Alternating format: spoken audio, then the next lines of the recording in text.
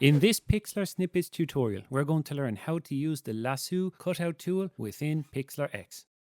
The Lasso Cutout tool can be found within the cutout icon in the tool pane. Once selected, the tool gives us options such as keep, remove, as well as choosing softness. In this example, let's use the cutout tool to separate the building from the background. Remember, as we want to keep the building, it's important to select the keep option. As you click and hold down on the mouse, the lasso tool begins to create a broken dotted line.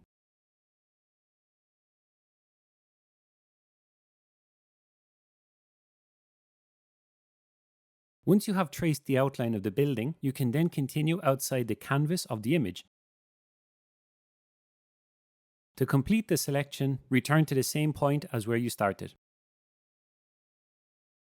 To help refine the selection, use the brush tool and zoom in to make sure you remove any unwanted selection. And now that you know how to use the Lasso tool, have fun creating with Pixlr X.